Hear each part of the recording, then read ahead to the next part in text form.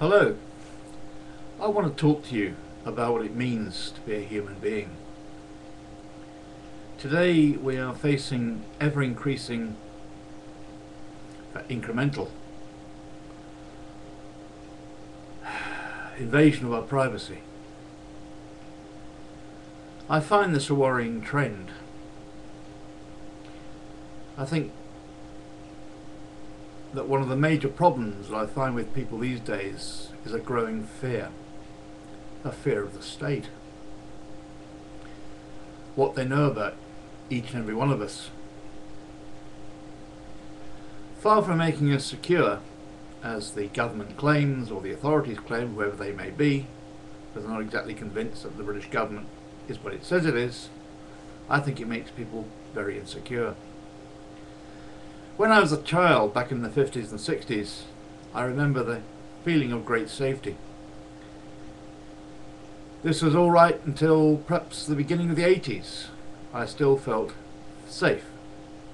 I could go anywhere, do anything I wanted, and say what I wanted. Today, my thoughts, particularly in the academic sphere, and especially things I write, are more and more circumscribed.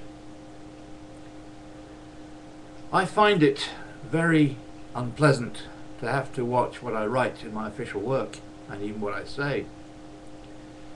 Every time I go out on an archaeological investigation, I'm confronted by a plethora of regulations and bureaucrats who seem to listen in to every pronouncement and phrase or word or syllable I say, to ensure that it is in the prescribed official fashion. I think this is very hard for ordinary civilians to, or ordinary members of the public to actually understand. It's a bit like taking an eye test. One is standing there and reading the letters that the optician has told one to read out, and it gets more and more difficult as one gets down towards the bottom and the letters shrink. Gramscian political correctness was the invention of a gentleman by the name of Antonio Gramsci, the friend of Mussolini, the dictator, who died in 1944, being hung in a northern Italian town. Gramsci said that the intellectual must be held within an iron cage, i.e. round his head. I think this is the way that society is becoming. To be honest with you, I mean, I'm now only 56 years of age, and I've probably got another 20-30 years of life. My family tend to be rather long-lived. But I do wonder if I want to carry on living in a world where my thoughts, my speech, even my hobbies are now increasingly under government surveillance. This isn't just paranoia. I mean, there's plenty enough of that around. The government displays it all the time. But the increasing surveillance into our personal and very private lives, even to the point of asking us now about our sexuality, I find absolutely appalling. The original nuclear family is now under attack, and I value family life far more than anything else. My friends and family, or my family and friends, are the most important things in the world to me.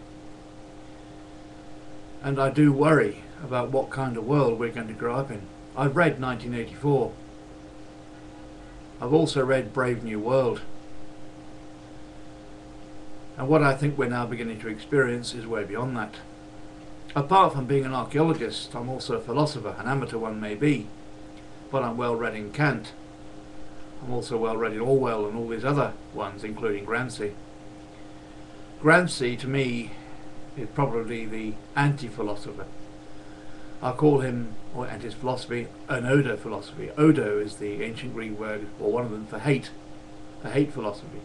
Philosophy is a word which means love, actually, because that's what philo actually means. It's the Greek term for love and friendship, brotherhood. No language or word can be actually described exactly, but I think you can more or less understand what I'm trying to say.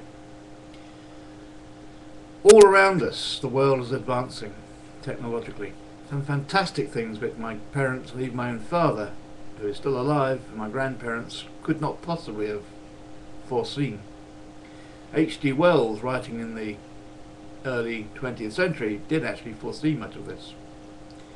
But I think even he would be absolutely shocked to see how far we've advanced and how, and for what and for why the technology is being used.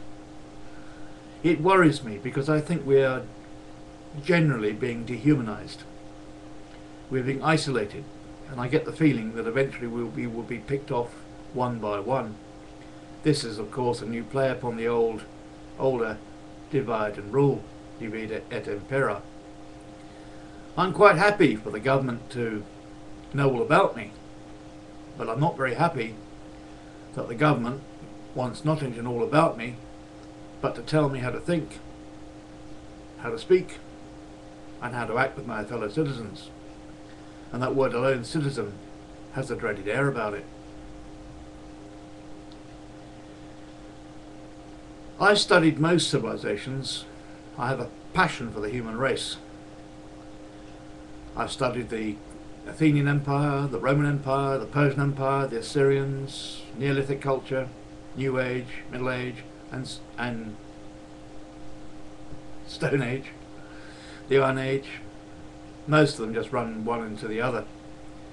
In fact, the definitions are not particularly helpful, particularly as we're now finding stuff which we never thought, like 10,000-year-old urban settlements around the shores of India and the Black Sea, with fully implemented cultures that seem to have just come from nowhere.